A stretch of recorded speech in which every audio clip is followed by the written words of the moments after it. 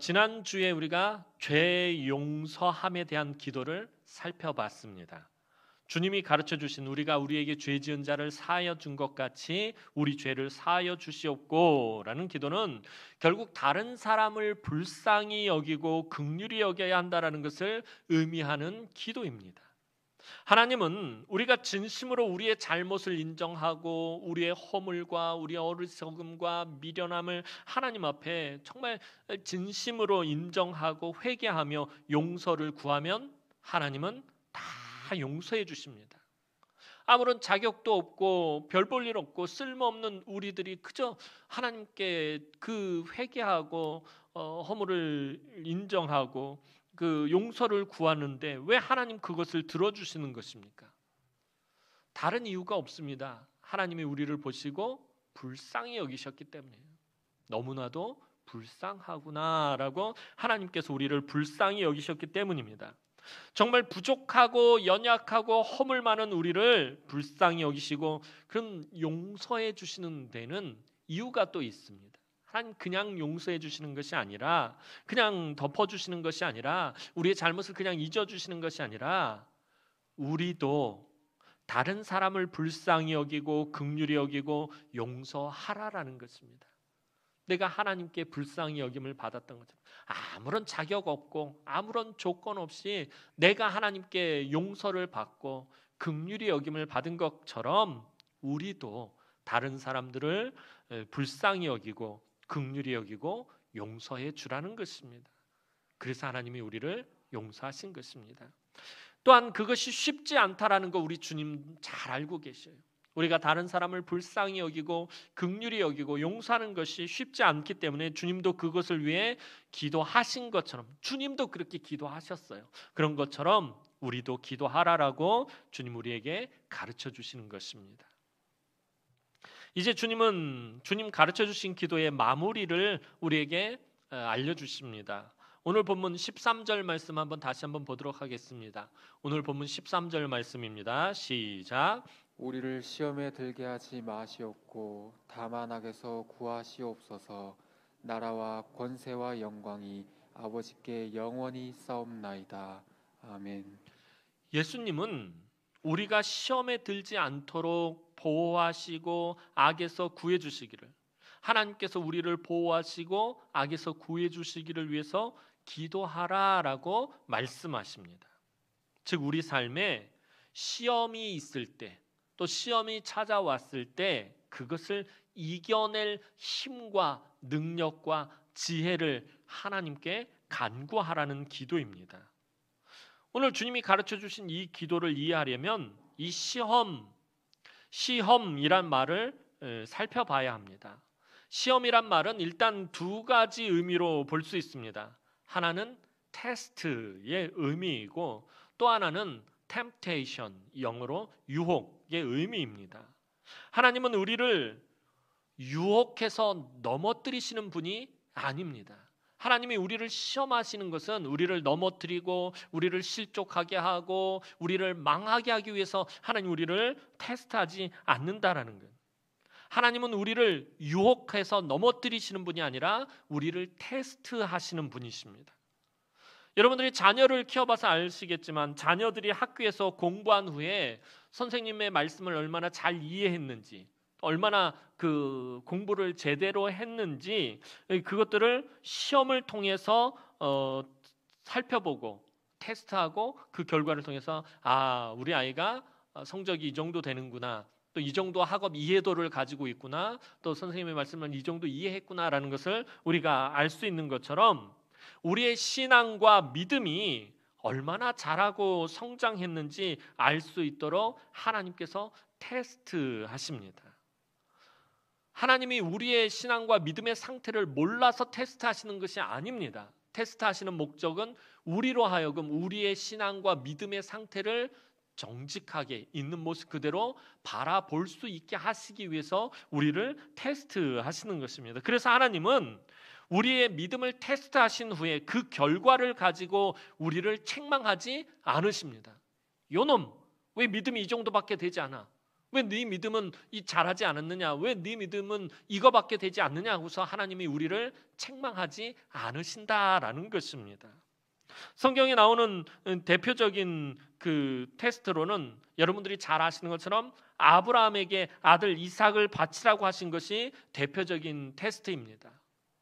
아브라함에게 결코 이것이 쉬운 테스트는 아니었습니다. 정말 나이 100세에 얻은 귀한 아들 독자 이삭을 하나님께 번제로 바친다는 건 쉬운 일이 아니었습니다. 그런데 하나님께서 이 테스트를 통해서 아브라함에게 하시고자 하셨던 것이 뭐예요? 아브라함의 믿음이 있느냐 없느냐 그걸 하나님 모르셨겠어요? 아셨어요. 나중에 하나님께서 그러시죠. 네가 이제야 나를 경외하는 줄 내가 알았다라고 말씀하셔요. 아브라함이 하나님을 경외하는 것을 모르셨겠습니까? 아셨습니다. 그럼 왜 하나님께서 아브라함을 테스트하신 거죠? 아브라함의 믿음을 아브라함이 알게 하신 것이에요.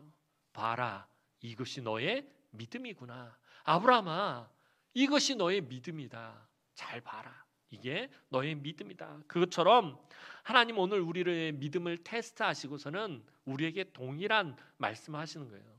성목사야, 이것이 너의 믿음이다. 아무개 장로야, 이것이 너의 믿음이다. 아무개 권사야, 이것이 너의 믿음이구나라고 하나님 우리에게 보여주시는 것이에요.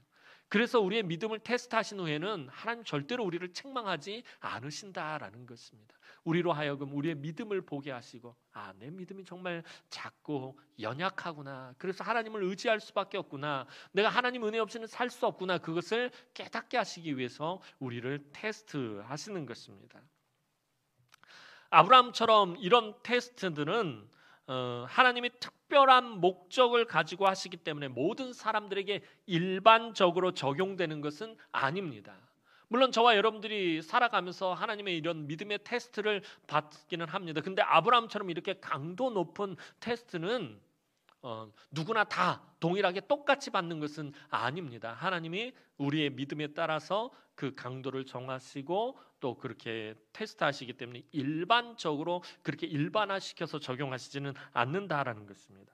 그리고 이 시험의 두 번째 의미는 아까 말씀드렸던 것처럼 temptation, 유혹이라는 의미입니다. 이것은 사탄이 하나님의 자녀를 넘어뜨리기 위해서, 실족하게 하기 위해서, 망하게 하기 위해서 유혹하는 시험입니다. 오늘 주님께서 오늘 본문 말씀에서 말씀하시는 시험이 바로 이것을 의미하는 것입니다. 사탄은 우리 마음속에 있는 죄의 본성을 자극하여 죄에 빠지게 만들거나 아니면 세상의 것에 대한 욕심으로 하나님을 멀리하게 만듭니다. 하나님으로부터 떠나게 만들기도 합니다. 예수님은 바로 이런 사탄의 시험에 빠지지 않도록 우리가 기도해야 한다라고 가르쳐 주시는 것입니다. 우리가 신앙생활을 하다 보면 알게 되는 게 뭐예요? 시험이 의외로 참 많다라는 것이에요. 아마 저와 여러분들 지금까지 신앙생활을 하면서 참 많은 시험을 만났을 것이에요. 시험이 생각했던 것보다 예수 믿으면 시험이 없을 줄 알았는데 예수 믿고 나서 시험이 더 많다라는 것을 보게 된다라는 것입니다.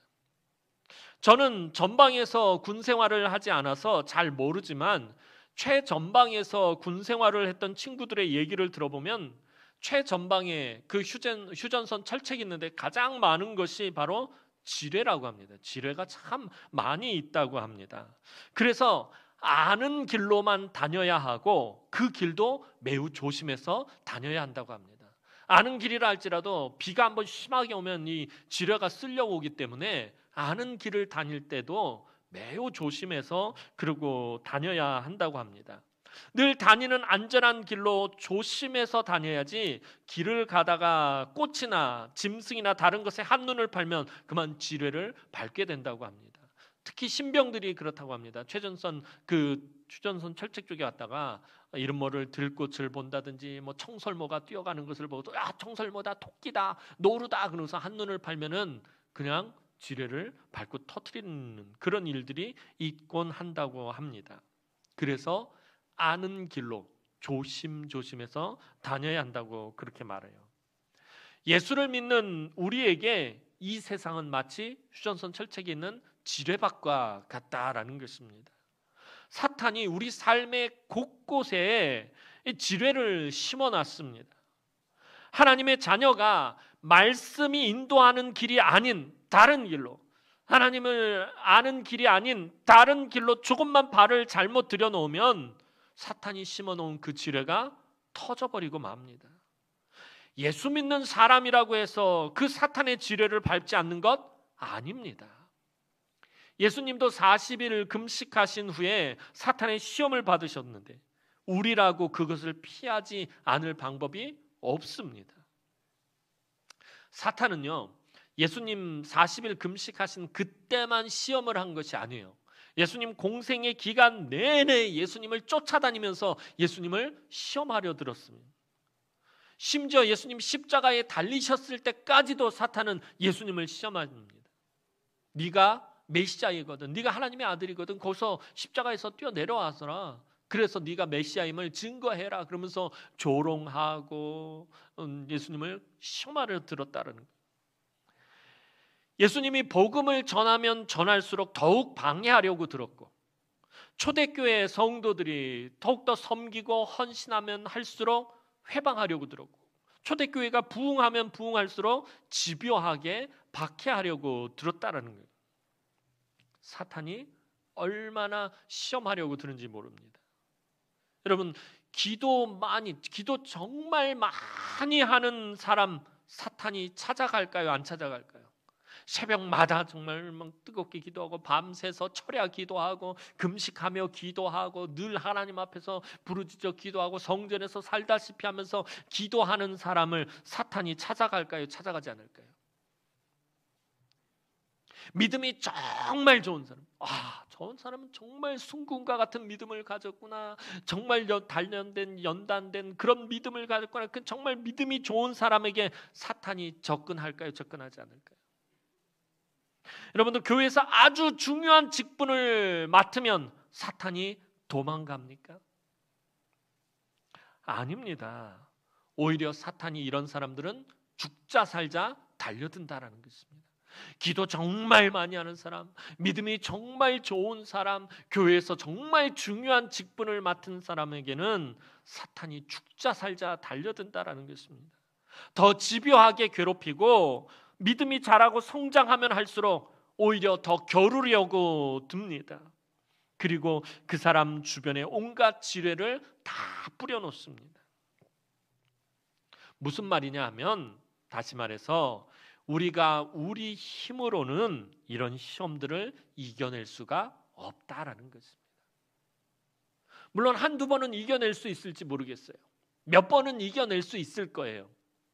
우리의 믿음이 자라고 성장하고 우리의 믿음이 단단해지면서 몇 번은 아마 이겨낼 수 있을지도 모르겠어요. 그런데 계속해서 그 시험들을 이겨낼 수가 없다라는 것입니다. 그래서 시험에 들게 하지 마옵시고라는 기도를 우리 주님이 우리에게 가르쳐 주신 것입니다. 이 기도는 아예 시험을 만나지 않게 해달라는 기도가 아닙니다. 내가 살아가는 동안에 시험을 한 번도 만나지 않게 해주십시오, 그런 기도가 아니다라는 것입니다. 우리가 이 땅을 사는 동안에 계속해서 우리는 시험의 지뢰밭을 걸어 다녀야 해요. 우리가 시험을 안 만날 수가 없어요.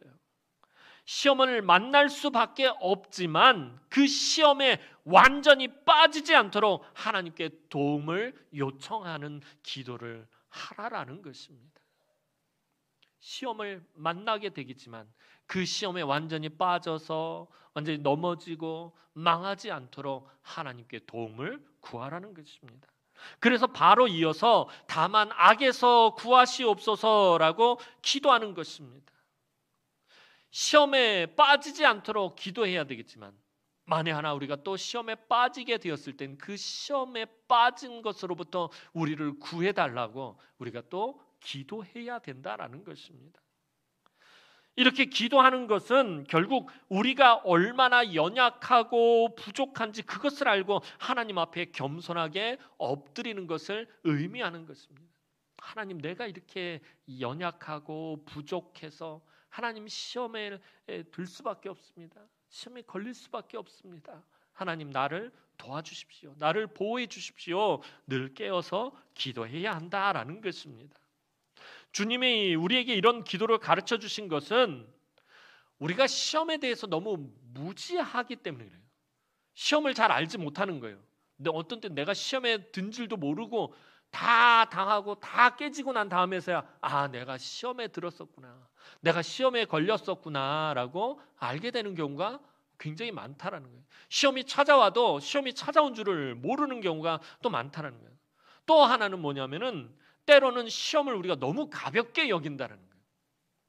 이 정도 시험쯤이야, 이거는 뭐 아무것도 아니지, 난 이런 정도의 시험은 이겨낼 수 있어, 난 충분히 훈련을 받았어, 나는 이런 부분에는 아마 앞으로 넘어지지 않을 거야, 계속해서 단련을 받아왔기 때문에. 그래서 시험을 너무 쉽게 여긴다는 거예요.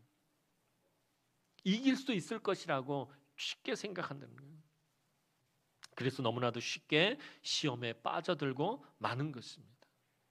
시험에 무지해서 시험에 빠지는 대표적인 경우가 성경을 보면 하와를 볼 수 있어요. 하와는 뱀이 유혹할 때 그것이 시험인 줄 알지 못하고 따라갔다가 그만 시험에 빠지고 말았다는 거예요. 평소에 말을 하지 못하는 짐승인 뱀이 말을 해요. 그럼 뭔가가 이상한 것이에요. 시험이 찾아온 줄 알아야 되는데 시험이 찾아온 줄을 모르는 거예요. 그 뱀을 따라갔다가 그만 그 뱀의 꼬임에 넘어가서 선악을 알게 하는 나무의 열매 실과를 먹게 됐다는 거예요.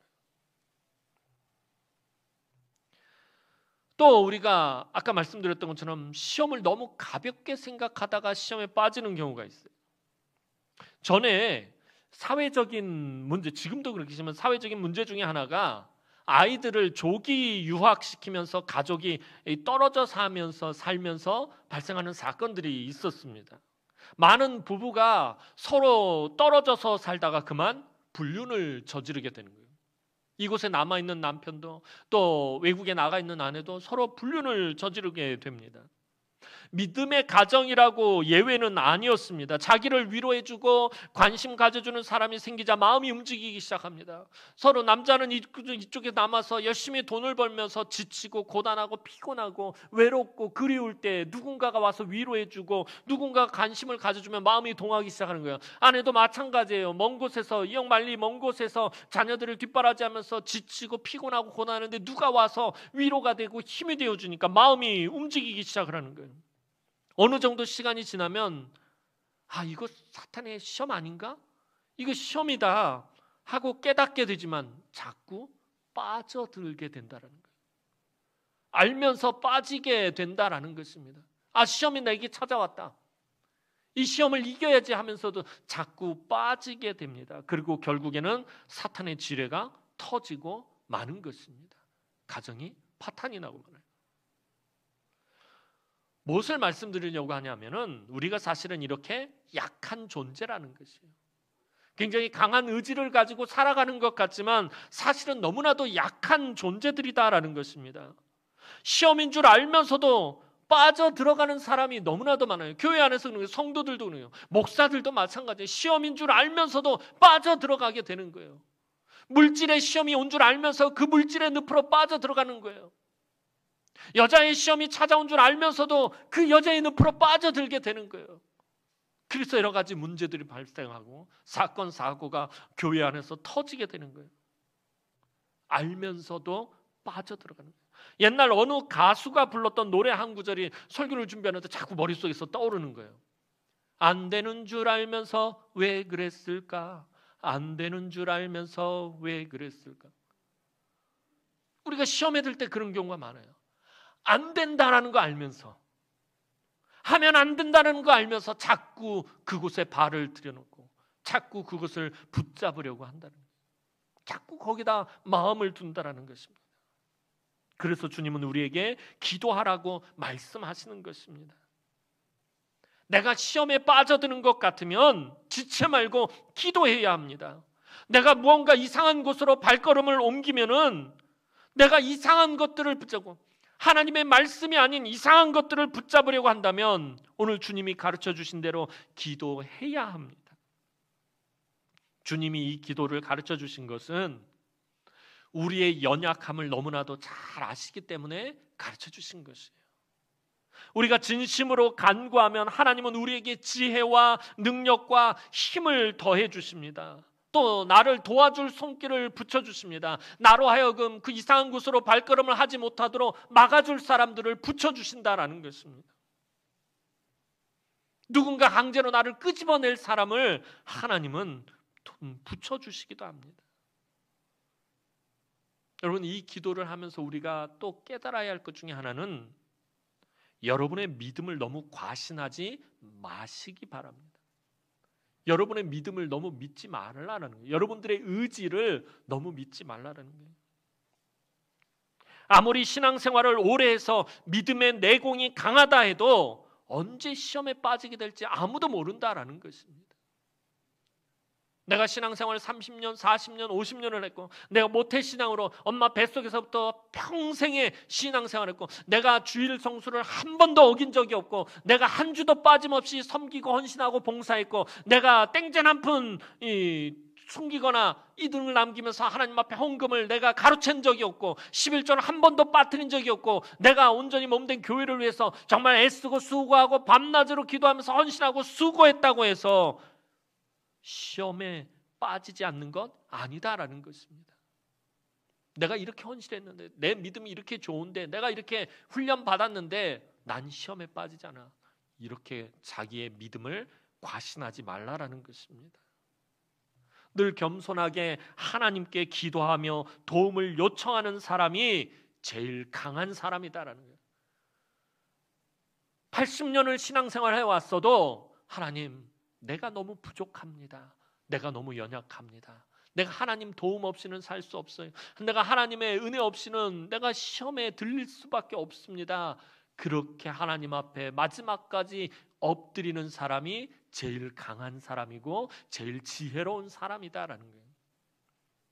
여러분들이 너무나도 많이 들었던 이야기 중에 벼는 익을수록 고개를 숙인다라는 것처럼 우리가 신앙생활을 오래 하면 오래 할수록 내가 정말 연약한 사람이구나, 내가 정말 부족한 사람이라는 것을 더 알고 더 깨달아야 된다는 거예요. 그래야 하나님을 붙잡을 수밖에 없고, 그래야 하나님 앞에 엎드릴 수밖에 없고, 그래야 하나님의 도움을 받을 수밖에 없는 것입니다. 그 사람이 가장 강하고 지혜로운 사람입니다. 왜냐하면 그를 하나님이 도우시고 붙들어 주시기 때문입니다. 자, 오늘 본문 말씀을 다시 한번 보면 주님 가르쳐 주신 기도의 마지막 부분은 괄호로 묶여 있는 것을 보게 됩니다. 13절 말씀 뒤에 보면 나라와 권세와 영광이 아버지께 영원히 있사옵나이다. 아멘. 이 부분이 괄호 속에, 대괄호 속에 들어가 있는 것을 보게 됩니다. 같은 주님 가르쳐 주신 기도의 내용을 담고 있는 누가복음에는 이 괄호 안에 있는 부분이 없습니다. 또 대부분의 영어 성경 번역본에도 이 부분이 없습니다. 왜냐하면 사본 중에 제일 중요한 사본에 이 구절이 없기 때문입니다. 무슨 말이냐 하면은 마태복음뿐만 아니라 다른 신약 성경 여러 성경들이 사본이 굉장히 많습니다. 마태복음을 필사한 사본만 수백 개가 있다고 합니다. 지금처럼 옛날에는 인쇄 기술이 없던 시대이기 때문에 이 고대 시대에는 성경을 다 사람이 손으로 필사해 가지고 있었습니다. 예를 들면 마태복음 원문이 어느 교회에 있다 그러면은 다른 교회에서 가서 그 마태복음을 다 손으로 베껴 오는 거예요. 필사를 해가지고 가지고 와서 자기 교회에다 두고 보관을 합니다. 이런 식으로 계속해서 다른 교회에서 또 이 사본을 갖다가 베껴서 필사하고, 이 과정 계속해서 필사해가는 과정에서 제일 원문에 가까운 필사본, 제일 오래된 필사본에는 이 부분이 없더라는 것입니다. 그러니까 중간에 이 부분이 첨가가 된 것이에요. 그래서 괄호로 묶어놓고 맨 아래에 보면 각주를 달아놓았죠. 13절 말씀 보면 나라와 권세와 영광이 아버지께 영원히 있사옵나이다. 아멘. 요 괄호 쳐놓고 앞에 각주 번호 6번이 달려 있어요. 그래서 밑에 보면 고대 사본에 이 괄호 내 구절이 없음 하고 그렇게 각주를 달아놓은 것입니다. 성경학자들은 주님이 가르쳐 주신 원문에는 없었지만 사도와 초대교회가 나중에 이 부분을 첨가했다라고 그렇게 해석을 합니다.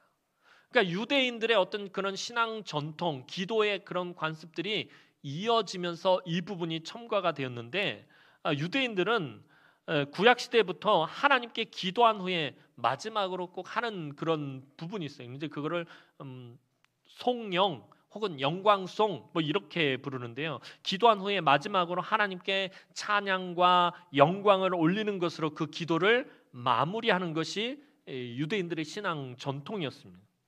역대상 29장 11절을 보면 성전 건축을 위한 예물을 다 준비했던 다윗이 그것을 기뻐하고 감사하며 기도를 드릴 때 그 기도에 이런 내용이 속했는 것을 보게 됩니다. 역대상 29장 11절 말씀 다 함께 보도록 하겠습니다. 시작. 여호와여 위대하심과 권능과 영광과 승리와 위엄이 다 주께 속하였사오니 하나님의 위대하심과 권능과 영광과 승리와 위엄이 다 주님께 있습니다라고 다윗이 그렇게 고백하는 것을 보게 됩니다.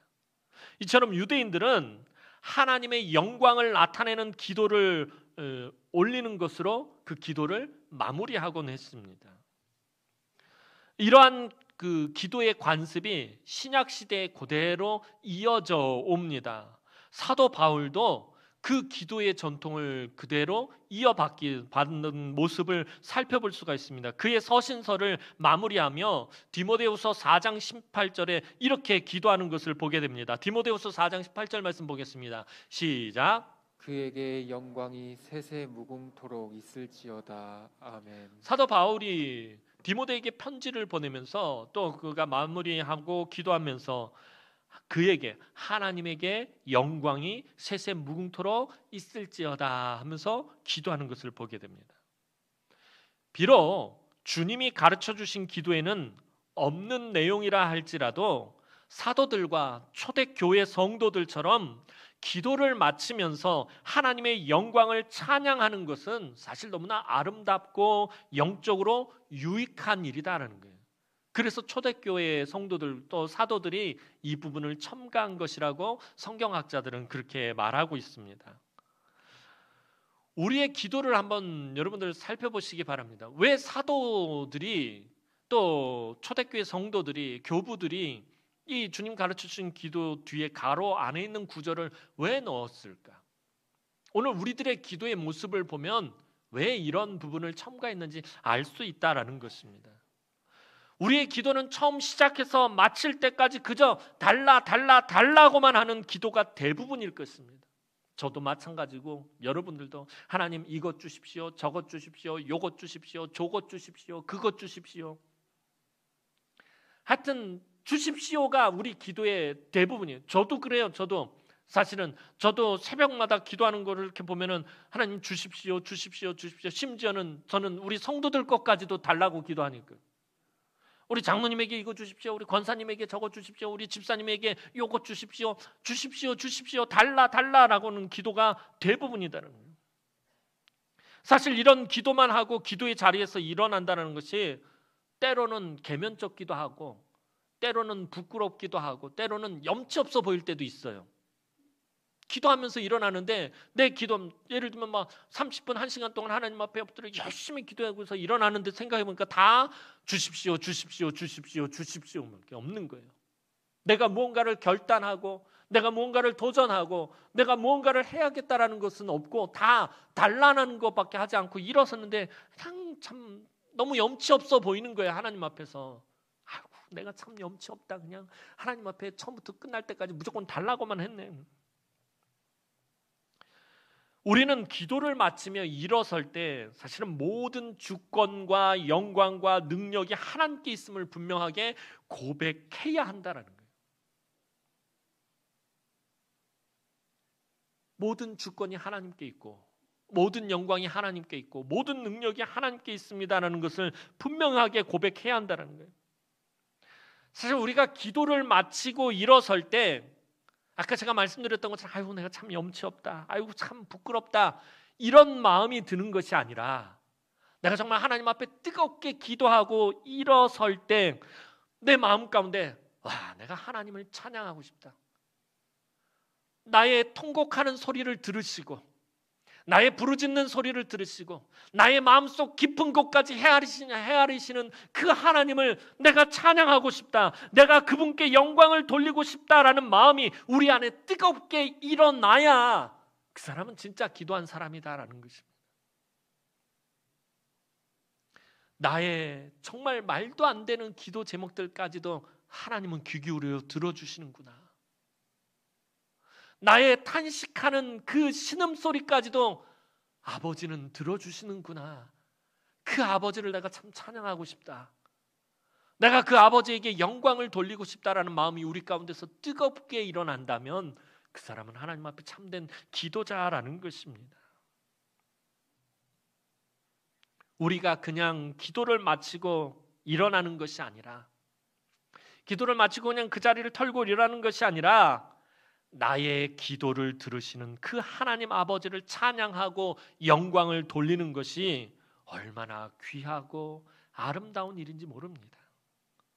이와 같은 부분을 우리 초대교회 믿음의 선조들이 주님이 가르쳐 주신 기도에 덧붙여 놓은 것입니다. 하나님, 나의 이런 염치 없는 기도까지 다 들어주십니다. 그렇기 때문에 하나님의 나라와 영광과 그 모든 것이 다 하나님께 있도록 그렇게 찬양하고 그렇게 기도했던 것입니다. 초대교회 성도들이. 그것을 주님 가르쳐 주신 기도에 이렇게 덧붙여 놓은 것도 사실은 우리가 감사해야 할 일입니다. 안 그랬다면 우리는 계속 그냥 달라 주십시오밖에 하지 못했을 것이기 때문에. 주님 가르쳐 주신 기도를 이제 마무리하며 하나 말씀드릴 것은 성경 말고 우리 그 성경책 맨 앞에 표지 뒷부분에 보면 사도신경하고 주님 가르쳐 주신 주기도문이 기록돼 있어요. 찬송가에도 있고 거기 보면은 성경의 앞에 나와 있는 주기도문에는 이 구절, 우리 오늘 본문 본 구절에 대개라는 말이 들어가 있어요. 그래서 대개 나라와 권세와 영광이 아버지께 영원히 있사옵나이다라고 그렇게 표시가 되어 있고, 또 우리가 주님 가르쳐 주신 기도를 외울 때에 그렇게 대개라는 말을 넣는 것을 보게 됩니다. 이것은 옛날 번역가들이 주님 가르쳐 주신 기도, 이 주기도문의 마지막 부분을 번역하여 찬송가 맨 앞에 실으면서 들어가게 된 단어입니다. 이 대개라는 말은 영덕대개가 아니에요. 이 대개라는 말은 요즘 잘 쓰지 않는 한자어예요. 그러니까 성경을 번역하던 그 시절 되게 오래됐죠. 그 오래전에는 한자어를 굉장히 많이 쓸 때였어요. 어려운 한자어도 그냥 늘상적으로 쓰던 시대였어요. 그래서 이 대개라는 말의 한자어의 뜻이 뭐냐면 큰 원칙으로 말하건대라는 뜻입니다. 그러니까 예전 사람들은 어떤 의미로 이 13절을 기도했냐면 우리를 시험에 들게 하지 마옵시고 다만 악에서 구하시옵소서, 큰 원칙으로 말하건대 나라와 권세와 영광이 아버지께 영원히 있사옵나이다 라고 이렇게 기도하는 것입니다. 되게 어렵잖아요, 말이. 그죠? 큰 원칙, 우리나라 말로 풀어서 말하는 것도 어려워요. 큰 원칙으로 말하건대 이게 뭔 말인가? 근데 이것은 사실은 헬라어 원전에서 왜냐하면이라는 이유를 나타내는 헬라어 접속사로 이 호티라는 단어가 있는데 그것을 그렇게 한자어로 대개라고 번역한 것입니다. 그러니까 원전의 의미대로 요 끝부분을 다시 말하면 이런 거예요. 다만 악에서 구하시옵소서, 왜냐하면 나라와 권세와 영광이 아버지께 있기 때문입니다 라는 기도가 되는 것입니다. 사실 이 대개라는 말은 넣어도 되고 안 넣어도 됩니다. 그래서 어떤 교회에서는 주기도문 할 때 이 대개를 빼고 하는 데가 있어요. 그냥 이게 넣어도 그만이고 안 넣어도 그만이지만 전통적으로 지금까지 해왔기 때문에 자리 잡고 있는 말이 이 대개. 왜냐면 이거 말씀드리는 게 이 대개가 뭐냐고 물어보시는 분들이 이따금씩 있어서 오늘 이 시간에 말씀을 드리는 것입니다. 자, 오늘 본문 13절은 오늘 시간이 별로 없어서 이것을 다 다룰 수는 없고 나중에 시간이 되는 대로 이 13절은 다시 한번 다루어 드리도록 하겠습니다. 사랑하는 성도 여러분, 주님은 왜 우리에게 이런 기도를 가르쳐 주신 것입니까? 왜 그토록 기도의 본을 보이시며 기도를 강조해 오셨던 것입니까? 기도는 그저 단순히 무엇인가 내가 원하는 것을 얻고 그것을 채우는 도구가 아니기 때문입니다. 주님 가르쳐 주신 기도 처음 시작하면서 서러운 격일 때 말씀드렸잖아요.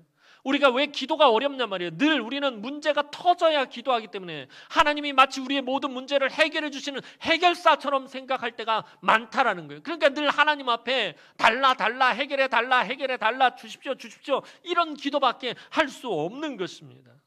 내가 원하는 것, 내가 바라는 것들을 얻고 받고 채우는 그 도구가 기도라고 생각할 때가 너무나도 많은 것입니다. 자녀가 대학에 들어가고 좋은 직장에 취업하고 결혼하고 아이를 낳고 행복한 가정을 이루는 것들을 위해서 기도하고요. 내가 병들었거나 힘들고 어려운 문제로 기도하는 것. 이 모든 것은 그 문제를 해결하는 것이 목적이 아닙니다. 우리 다음 주면 고3 수험생들이 수능 시험을 봅니다. 수험생 자녀들을 위해서 우리가 막 기도하고요. 병든 성도들을 위해서 막 기도하는 이 기도하는 이유가 뭐예요? 그 문제가 물론 그 문제를 해결받는 것도 되게 중요해요. 그런데 그것이 가장 중요한 목적이기 때문이 아니라는 것입니다. 그것이 목적이 아니라 이런 일들을 통해서 하나님과 인격적인 교제를 나누는 것이 기도의 목적이다라는 것입니다. 내 삶에 찾아온 그런 문제들, 어려움들 그것을 통해서 내가 하나님 앞에 주님이 너희는 기도할 때 이렇게 기도하라 라고 말하는 거예요. 하늘에 계신 우리의 아빠 할 때 아빠를 처음부터 주님께서 관계를 설정한 이유가 거기 있다라고 처음에 말씀드린 거 기억해 보시기 바랍니다. 하나님은 이러한 일들을 통해서 우리와 깊은 영적인 교제를 하기를 원하신다라는 것입니다. 자녀를 키워보신 분들이라면 아시겠지만 자녀들이 항상 부모에게 달라고 자기의 욕심만 채우려고 하면 그 자녀가 서운하고 미운 법이에요. 엄마는 자녀가 학교에서 무슨 일이 있었는지, 점심에 학식은 뭘 먹었는지, 친구들하고 재밌게 놀았는지, 선생님하고 공부는 잘했는지, 또 뭔가 친구와 싸우지는 않았는지, 다투지는 않았는지, 또 자녀가 뭔가 지금 관심을 가지고 있는 것이 무엇인지, 또 무엇을 하면서 살아가려고 하는지, 꿈은 무엇인지, 엄마는 자녀의 그런 것들을 하나하나 알기를 원해요. 그 자녀와 이야기를 하면서 교제하기를 원해요. 그런데 자녀가 맨날 와서 엄마 나 필요하니까 돈 1,000원만 줘, 엄마 10,000원만 줘, 이것 줘 저것 줘 달라만 하고선 가버리는 거예요. 물론 자녀를 사랑하지만 그런 자녀가 때로는 서운하고 섭섭하고 밉기도 한다라는 것입니다. 아빠 되신 하나님도 마찬가지입니다. 우리가 살아가면서 만나게 되는 여러 가지 것들, 내 삶의 문제들, 자녀들에 대한 문제들, 혹은 나의 이웃에 관련된 모든 것들을 하나님과 이야기하고 대화하고 깊은 영적인 교통을 나누기를 하나님은 원하신다라는 것입니다. 아빠 되신 하나님도 그럽니다. 그 문제를 해결할 능력이 있으며 베풀어 주실 것도 너무나도 많고 풍부하신 분이 하나님입니다. 그 문제 해결하지 못하시겠습니까? 그거 하나 하나님께서 주시지 못하시겠습니까? 하지만 하나님은 우리가 당한 문제를 가지고 나와서 하나님과 대화하기를 원하신다라는 거예요. 단순히 내 삶의 해결사가 아닌 그 마음을 나누기를 원하신다라는 것입니다. 우리의 마음을 하나님과 함께 나누기를 원하신다는 거예요. 하나님과 마음이 합하기를 원하신다라는 것입니다. 하나님과 내 마음 깊은 곳을 나누며 나의 이야기를 들어주시는 그 하나님께 영광을 돌리며 찬양할 때 비로소 하나님은 우리의 기도에 응답하시는 것입니다. 주님이 가르쳐 주신 이 기도를 우리가 그저 습관적으로 외우지 마시고 지난 몇 주 동안 살펴본 그 의미들 하나하나 여러분들 곱씹어 보면서 다시 한번 살펴보면서 더욱 풍성한 기도의 기쁨과 기도의 능력을 누리시는 우리 남흥의 모든 성도들이 되기를 주님의 이름으로 축원합니다. 기도드리겠습니다. 사랑과 은혜가 많으신 아버지 하나님, 은혜와 사랑을 진심으로 감사를 드립니다. 너희는 기도할 때 이렇게 기도하라 라고 하시며 주님 가르쳐 주신 그 기도, 하나님 그 한 절 한 절 우리가 되짚어보고 또 다시 한번 살펴보고 그 의미를 하나님 우리가 헤아리면서 온전히 하나님과 깊은 영적인 교통을 나눌 수 있도록 은혜를 베풀어 주옵소서. 그래서 기도가 우리에게 힘들고 어렵고 고통의 시간이 아니라 우리 주님이 하나님과 정말 기쁨과 감사와 영광으로 교제하셨듯이 우리 모든 성도들이 이 기도를 정말 누리게 하여 주옵소서. 하나님과 정말 인격적인 교제를 나누고 영적인 교통을 나누고 늘 그 하나님, 아빠 되신 하나님과 함께 이 험한 세상을 동행하며 나아가고 승리하는 우리 성도들이 되게 하여 주옵소서. 감사를 드리옵고 예수님의 이름으로 기도하옵나이다. 아멘.